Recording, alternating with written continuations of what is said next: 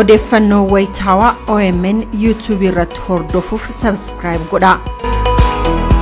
Akkasumas fuula Facebookii Oromiyaa Media Network kan verified ta'e like fi follow gochuun OMN hordofuu dandeessu. Twitter irrattis @Oromiyaa Mediaadhaan OMN argattu. Odeeffannoo wayitaawaa fi qulqulluu OMN irratti hordofaa. OMN ijaa fi gurra uummataa.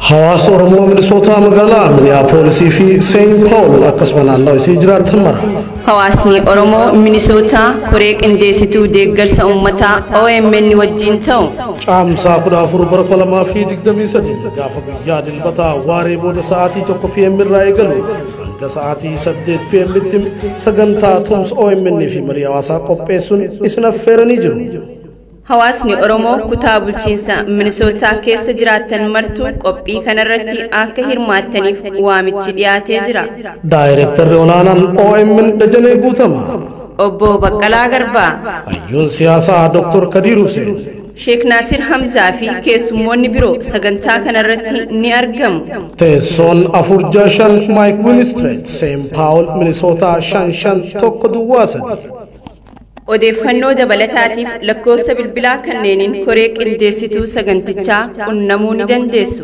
Tokko jaashan tokkom sadii lama sagal shan tokko jaashan. Tokko torba jaha sadii shan jaha saddeet jaha lama sagal saddeet. Tokko sagal shan lama saddeet afur jaha sagal shan duwwaa afur. Koottaa dhimma Oromoo fi Oromiyaa irratti waloon haa mari'annu. OMN tumsuun qabsoo Oromoo tumsuudha. Correct Institute Sagantica Minnesota, Minneapolis, St. Paul, USA.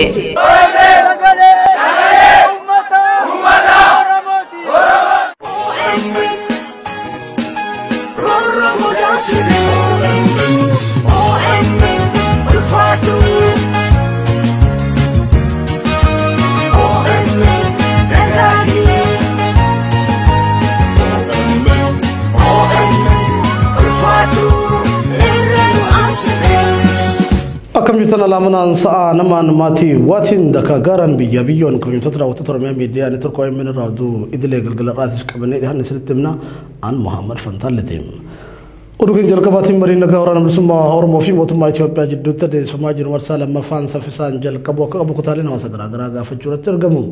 Nagaa fi tasgabbii Oromiyaa keessaa mirkaneessuu fi waraana Oromiyaatti deemaa jiru dhaabsisuuf mariin qaamolee lamaan jidduutti jalqabame itti fufuu qabaa jedhan kanneen yaada isaanii Oromiyaa Miidiyaa Neetworkiif qoodan. Akka yaada kennattoonni jedhanitti waraanni waggoota afran darbaniif Oromiyaa keessatti adeemsifamaa ture gaagama namoomaa fi waraana hamaa dhaqqabsiisee jira. Badii waraanni Oromiyaa keessatti dhaqqabsiisaa jiruu fi dararama lammiilee nagaa xumuratti gochuuf waraanichi dhaabbatee mariin qaamolee lamaan jidduutti jalqabame akka itti fufu jechuun gaafatanii jiru. Nagaa fi tasgabbii biyyattii keessatti fiduu fi boqonnaa haaraa gaanfa Afrikaatti uumuuf dhaabbachuun waraana Oromiyaa murteessaadha kan jedhan qooda fudhattoonni siyaasaa Itoophiyaa barri waraanaa goolabamuu qabaa jedhan.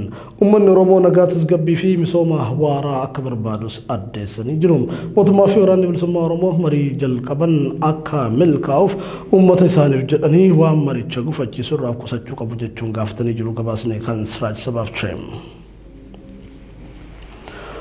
Oduu keenyatti nageenya Oromiyaa keessa mirkaneessuuf mootummaa fi waraana bilisummaa Oromoo marii eegalanitti cechuu akka qaban kutaaleen hawaasaa dubbatan. Hayyoota Oromoo aangoota mootummaa dhaabolee siyaasaa fi qaamota hawaasaa garaagaraa dabalatee mariin nagaa eegalame saffisaan akka itti fufu qaamota lamaaniif waamicha taasisaa jiru. Gochaa fi dubbii imala marii nageenyaa kana gufachiisuu danda'anis gochuu fi dubbachuurraa hunduu akka of qusachuu qaban qaamonni garaagaraa dhaamaa turanii jiru. Dabalataa oduu kanaatiif wabii xilawu. Marii waraana bilisummaa Oromoof mootummaa gidduutti marsaa duraaf Tanzaaniyaatti geggeeffame as haalota jiru yoo ibsu mariin sun maalirratti akka xiyyeeffatu kan ibsu qaama dhimmichi ilaallatudha jedhe itti gaafatamaan biiroo bulchiinsaaf nageenya Oromiyaa Komishinar Jeneraal Araarsaa Mardaasaa. Komishinarichi haala nageenya Oromiyaa keessa jiru laalchisee ibsa guyyaa tokko dura dhaabbata Pirees Itoophiyaaf kenneen bakkoota tokko rakkoon nageenyaa jiraatus tarkaanfiin qindaa'aa immoo fudhatamaa jiraachuu ibse. Waldaan maanguddoota Wallaggaa Miniisotaa ibsa lamaffaaf baaseen rakkoo uummanni Oromoo keessa jiru furuuf mariin marsaa lammaffaa akka itti fufuu gaafateera. Waraanni bilisummaa Oromoof mootummaan marii nagaa buusuuf taasisan marsaa lammaffaa ariitiin jalqabee rakkoo nageenyaa Oromiyaan keessummeessaa jirtu akka xumuratti godhaniif waamicha taasisaa jiru. Maricha haala kabajaaf itti gaafatamummaa qabuun gaggeessuun rakkoo jiru saffisaan furuuf hojjechuu akka qaban waldaan kun ibseera. Ibsa isaa kanaanis mootummaan hidhamtoota siyaasaa hunda akka hiiku, uummanni biyya keessaa fi biyya alaa yaadota marii kanatti gufuu ta'an kennuurraa akka of qusatu dhaamaniiru. Marii marsaa lammaffaatiif qaamonni lamaanuu eeyyamamoo ta'uu ibsanii yoomiif eessatti akka taasifamu garuu wanti beekame hin jiru. Wantoota wal hubanne irratti jabaannee hojjechaa kan hafetti deemna tibbana kan jedhe immoo itti gaafatamaa kominikeeshinii mootummaa naannoo Oromiyaa obbo Haayiluu Addunyaati. Marii nageenyaa marsaa duraa taasifameen wantoota tokko irratti wal hubannaan kan uumame ta'us dhimmoota siyaasaa ijoo irratti waliigaltee irra kan ga'amiin qaamonni lachuu ibsa baasaniin ibsanii turan. Miseensa caffee Oromiyaa fi ministeera nageenyaa Itoophiyaa kan ta'e obbo Taayyee Danda'a immoo yaada karaa toora feesbuukii isaa qoodee tureen gaaffiin uummataa inni guddaaf jalqabaa nagaa ta'uu himee mariin kun eegaluun isaa qofti akka walakkaan xumurameeti jechuun imala nageenyaa buusuuf taasifame kana ibsa. Hayyoonni Oromoos mariin kun bifaa fi sadarkaa kanatti eegaluunsaa waan jabaa ta'uu ibsanii wantoota hafanis adeemsaan marii keessa irratti waliigalamuun akka jiraatu ibsaa turaniiru. Waan guddaan akka mariin marsaa duraa xumurameen marsaan lammaffaa itti fufuuf waliigaluu qaamota lamaanii akka ta'es dhaamaa turanii jiru. Waldaan maanguddoota Wallaggaa Miniisotaa qaama sadaffaa ta'uun kanneen maricha gidduutti argamuun hirmaatan galateeffatanii jiru. Waraana Oromiyaa keessatti deemaa jiru xumuruu fi naannichatti nagaa waaraa fiduuf mootummaa fi waraana bilisummaa Oromoo gidduutti wal mariin itti fufiinsa akka taasifamu hirmaattonni workshooppii magaalaa Ambootti qophaa'e irraa qooda fudhatan himan. Workshooppiin kun waldaa misooma gurmuu USAID ESP waliin ta'uun caamsaa 12 fi 13 magaalaa Ambootti kan qophaa'e yoo ta'u mootummaa fi waraana bilisummaa Oromoo gidduutti nagaa buusuuf tattaaffii siyaasaa fi marii itti fufee jiru cimsuuf dhiibbaa qooda fudhattoota ijoo fi hooggantoota sadarkaa giddu galeessaa kennuuf kan kaayyeffate jechuun Addis Istaandard gabaaseera. Gabaasa dabalataa Yaasin Hasan irraa dhageenya. Hirmaattonni marii kanaa barsiisota yuunivarsiitii, abbootii gadaa, abbootii amantaa, qondaaltota paartii mormitoota, daldaltoota, hooggantoota hawaasaa, barsiisota mana barumsa sadarkaa lammaffaa, qondaaltota mootummaa fi kanneen biroo ta'uun ibsameera. Qondaaltonni mootummaa sadarkaa giddu galeessaa godinaalee Wallaggaa afranii fi Shawaa Lixaa irraas argamaniiru. Qaamoleen lamaan dhukaasa dhaabuu irratti gahee qabu tajaajila gargaarsa namoomaaf barbaachisu banuutu irraa eeggama kan jedhan itti gaafatamaan hariiroo hawaasa koongiresii federaalistii Oromoo Sultaan Qaasim Addis Istaandarditti himaniiru. Haasaan marsaa jalqabaa marii dabalataaf abdachiisaa ture. Qaamotni lamaan amantaa gaariin mari'achuu qabu. Paartiin tokko hunda fudhachuu hin danda'u. Hawaasaaf nagaa buusuuf mo'ataa ta'uu qaba jedhan obbo Sultaan. Miidiyaaleen bu'aa gaarii fiduuf gargaaruu keessatti gahee ijaarsaa taphachuu akka qabanis himaniiru. Hojjataan mootummaa fi jiraataa magaalaa Amboo kan ta'an Kabba Buusteemmanee akkasumas Addis Istaandardi akka himanitti qaamni lachuu garaagarummaa isaanii furuu fi uummatoota naannichaaf nagaa buusuuf waliigaluu qabu jedhan. Paartileen rakkoo isaanii hiikuun uummata naannichaa rakkoo diinagdee fi rakkoo hawaasummaa fi siyaasaa mudate gargaaruu qabu jedhan. Itti dabaluunis mariin marsaa jalqabaa gaarii ta'uu ibsanii rakkooleen qaama lamaan gidduu jiraachuu isaanii hubachuun minjaala irra taa'uun araara gaarii fi hirmaannaa dabalataaf ijaaraadha jedhan Kabba Buush. Abbaan gadaa Aswaab Kabbadaa Wallagga Bahaa irraa kan hirmaatan yoo ta'u sababa lolli waggoota 5 humnoota mootummaa fi waboo gidduutti gaggeeffameen miidhaan baay'een dhaqqabuu himan. Abbaan gadaa gama isaaniitiin waraanni kun sochii daldalaa irratti dhiibbaa geessisaa, oomisha qonnaa gufachiisaa, qaqqabummaa hawaasummaa bu'uuraa irratti dhiibbaa geessisaa kan jiruu fi tajaajila bu'uuraalee misoomaa kanneen akka barnootaa, eegumsa fayyaa, geejjiba, qunnamtii osoo hin jedhin sodaa fi wal dhabdee naannichaa irratti uwwifamee jira jedhan. Namoonni beela'aa jiru jechuunis Addis Istaandarditti himaniiru. Nageenyi filannoo hin qabu. Uummata beela irraa baraaruuf dhukaasa dhaabuun barbaachisaadha jedhan abbaan gadaa Asfaawu. Haaluma wal fakkaatuun tibbana manni marii manguddoo Wallaggaa Minisootaa ibsa baaseen dhimmoota bu'uuraa waggoota hedduuf wal dhabdee uumaniif sababa ta'an qaamoleen lamaan akka xumuratan abdii qabna jedhaniiru. Igaad akka jedhanitti guddina marii nagaa marsaa jalqabaa irratti argametti gammadeera. Bu'aan isaas marii marsaa lammaffaaf amantaa fi haala gaarii uumeera jechuunis yaadatama. haa ta'u malee caamsaa 10 mootummaan naannoo Oromiyaa zoonii Jalduu Shawaa Dhihaa fi Adaamii Tulluu Shawaa Bahaa keessatti aleellaa waraanaa baneera jechuun qeeqaniiru. Walumaa galatti mootummaan afaaniin araara jechaa harka lafa jalaatiin waraana Oromiyaatti bobbaasuun gocha fokkisaa yoo ta'u yeroo kana dhugaa fi haqa qabummaa waraana bilisummaa Oromoo ifaan ifatti mul'achuun gurra addunyaa fi dhaabbilee mirga namoomaas kan bu'uudha jechuun qaamonni garagaraa yaada kennaatii jiru. Guyyaan gootota Oromoo kan bara 2023 jaarmee abbaa biyya alaatti kutaa Kanaadaa Koonyaa Gaddisa Bilisummaa Oromoo magaalaa Elemantanitti haala ho'aadhaan kabajamee ooleera. Guyyaan gootota Oromoo waggoota 14 dura jaarmee abaa'oodhaan ayyaana guddaa yaadatamee oolu ta'ee erga murtaa'ee kaasee haala garagaraan kabajamaa yoo naga'eera. Keessattuu baroota 1980 kaasee hanga jalqaba 1990tti waraana bilisummaa Oromoo miseensa abaa'oodhaaf deeggartootaan kan kabajamaa ture. Haa ta'u malee bara 1990 walakkeessarraa kaasee uummanni Oromoo ayyaana kana akka ayyaana uummata Oromoo bal'aatti fudhatuun kabajaa jira. Bara kanas jaarmeen abaa'oo biyya alaa deeggartoota fi hawaasa Oromoo waliin koonyaan kabajataa jiru. Bu'uuruma kanaan koonyaa gadaa bilisummaa Oromoo ayyaana kana hawaasa Oromoo magaalaa Edmonton jiru waliin caamsaa 13 bara 2023 kabajatee jira. Humnoonni Amaaraa qonnaan bultoota Oromoo karaa adda addaan ajjeesuu cimsanii itti fufanii jiraachuu maddeen Oromiyaa miidiyaan tokkotti himan.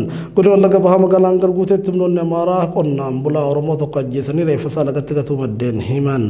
Namni ajjeefame kun turtii guyyaa tokkoof halkan tokko booda reeffi isaa laga Taaddasaa Wayyeessaa jedhamutti bishaan keessatti gatamee argame. Kama sarfata wabii tilawun akkattaan qindeessira. Obbo Raggaasaa Galataa jiraataa godina Wallagga Bahaa bulchiinsa magaalaa Garguutee kan ta'an ajjeefamee lagatti gatamuun reeffi isaa argamee jedhan maddeen odeeffannoo kana laatan. Obbo Raggaasaan ofiif maatii isaa jiraachisuuf nama hojjetatu malee nama hirmaannaa siyaasaa kamuu keessaa harka hin qabne ta'uu odeeffannee jirra. Lafti qonnaa isaa magaalaa Garguutee irraa tilmaamaan miilaan deemsa sa'a lamaa walakkaa kan deemsisu yoo ta'u gidduu ajjeefamu guyyaa lama deemee lafa qonnaa isaa kana qulqulleeffatee galuusaa namoonni itti dhiyeenyaan beekan ni himu. Akkasuma guyyaa sadaffaaf wiixata darbe lafa qonnaa isaa deemuuf akka manaa ba'e maddeen keenya kun himaniiru. Guyyaa sadaffaaf kan deeme kana garuu osoo deebi'ee hin galiin halkan tokkoof guyyaa tokko turee jedhan. Turtii kana booda uummanni qaamota seeraa waliin ba'ee barbaacha taasisaniin ajjeefamee reeffi isaa lagatti gatamee argame. Obbo Raggaasaan ajjeefamuu isaan dura garee humnoota Amaaraa kan ta'an namoonni lama na ajjeesuuf natti dhaadataa jiru jechuun waajjira poolisiitti himatee akka ture maddeen OMN itti himaniiru. Itti dabalees ilmi isaanii tokko miseensa waraana bilisummaa Oromoo waan ta'eef sababa ajjeefamuu isaa ta'uu mala odeessi jedhus akka jiru maddoonni himaniiru. Obbo Raggaasaa Galataa qonnaan bulaa fi abbaa ijoollee torba akka ta'e OMN odeeffatee jira. Humnoonni Amaaraa kunneen akkuma armaan dura baratan uummata Oromoo buqqaasuu, saamuu fi ajjeesuu tooftaa garaagaraan itti fufanii jiru. Kanaafuu uummanni keenya dammaqinaan qindaa'ee of eeggannoo barbaachisaa akka taasisuu qabu maddeen keenya kun dhaamanii jiru. Boordiin filannoo biyyaalessaa Itoophiyaa gaaffii TPLF qaamni seerummaa isaa irraa mulqame akka deebi'uuf gaafate adeemsa seeraan kufaa taasise. Boordiin filannoo ibsa caamsaa 13 baaseen akka jedhetti TPLF eeyyama akka paartiitti socho'uu deebii argachuu kan danda'u irra deebiin gaaffii galmaa'u yommuu dhiyeessutti boordicha akka seera kaa'amee jirutti yoo eeyyama kan kennu ta'edha. Paartiin TPLF gaaffii akka paartiitti deebi'ee socho'uu kana kan dhiyeesse waliigaltee Piriitooriyaa irratti waldhabdee itti fufan dhaabuuf waliigaltee taasifame eeruun xalayaa caamsaa barreessin ture. Kun murtee boordii filannoo gaafa amajjii 8 bara 2021 mirga akka paartii socho'uu TPLF haqee kaaseera gabaasniin kayyaasina santrem. Lakkoofsi godaantota seeran alaa galaana Meeditiraaniyaanii qaxxaamuranii gara biyyoota Awurooppaa seenanii dabalaa jira jedhamee dhaabbanni nageenyaa daangaa gamtaa Awurooppaa Frontex jedhamu lakkoofsi godaantota seeran alaa galaana Meeditiraanii ce'uun biyyoota Awurooppaa seenanii dabalaa dhufuu beeksee Dastuu Ahmed gabaasa bal'aa akka chaanitti nutti himte. Bara haaraa faranjootaa kana keessa ji'oota 4 qofa keessatti godaantonni lakkoofsi isaanii 42,000 ol ta'an galaana Meeditiraaniyaa qaxxaamuranii Awurooppaa seenaniiru jedhan. Dhaabni nageenya daangaa gamtaa Awurooppaa Frontex jedhamu gabaasa tibbana baaseen lakkoofsi kun kan bara darbeen yeroo wal fakkaatuun wal bira qabame yoo ilaalamu dhibbantaa 300 dabaluu agarsiisa jedheera. Hoogganaan dhaabbata nageenya daangaa gamtaa Awurooppaa Hens Legends dhaabbata oduu Prensitti akka himanitti godaansi ammaa akkasuma ammoo kan biyya Tunuuziyaa irraa mul'achaa jiru kan bara darbeen waliin wal bira qabame yoo ilaalamu dhibbantaa 1,100 dabaluu agarsiisa.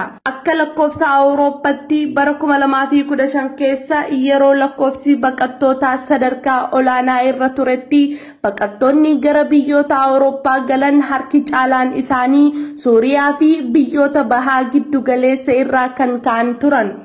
Biyyoonni lakkoofsi godaantotaa yeroo ammaa keessatti baay'atu kunneen akka Ivory Coast, Guinea, Misrii fi Paakistaanii fa'aa yoo ta'u yeroo ammaa biyyoota kanaan keessatti waldhabdeen yookaan lolli hin jiru. Frontex bidiruuwwan godaantota duubatti deebisuun godaattii gatuu isaanii kan himu yoo ta'u itti gaafatamaan dhaabbata nageenya daangaa gamtaa Awurooppaa Hans Legends ammoo dhaabbaticha yeroo tokko eegduuwwan qarqaraa galaana Liibiyaa dooniiwwan kan bakka ka'umsa isaaniitti akka deebisan jiran himan. Oostiriyaa fi Giriik dabalatee biyyoonni gamtaa Awurooppaa muraasni godaantonni baay'achuun balaaf saaxilamaa jiraachuu ibsuun gamtichi eegumsa daangaa isaa daran akka cimsu gaafachaa jiru. Urgaytu Brazil Turkiyya tiflannoon pirezidaantummaa fi paarlaamaa gaggeeffamaa jira. Lammiileen miiliyoona 64 sagalee laachuuf galmaa'uu isaanii kan eerame yoo ta'u filannoo kana irratti paartileen siyaasaa 30 olii fi kaadhimamtoonni paarlaamaa 150 ol kan dorgoman ta'uun ibsameera. Dabalataa oduu tanaatiif obsaariidha.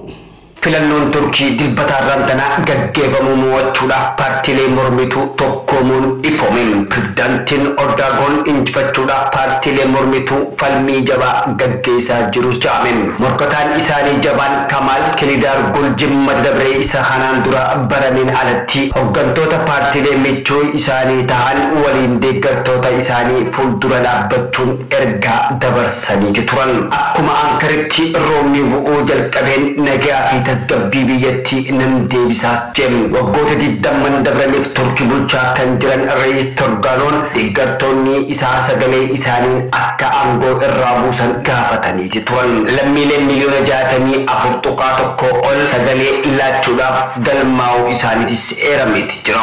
Namoonni 1.76 ol biyya alaa sagalee kan laatan yeroo ta'u namoonni miliyoona 4.9 ammoo yeroo jalqabaaf sagalee laachuudhaaf jaamee jira. Kamaal Kilidaarogluun Erdogan morkataa cimaa pirezidaantii biyyattii irra deebiidhaan filatamuudhaaf dorgoman Recep Tayyip Erdogan ta'uudhaan eegamaa jira. Filannoo kana irratti paartiileen siyaasaa 30 olii fi kaadhimamtoonni paarlaamaa 150 ol kan dorgoman ta'uutu himama. Hoogganaan paartii mormituu aangoo paarlaamaan biyyattii qabu iddootti deebisuudhaaf dhaadachaa jiru.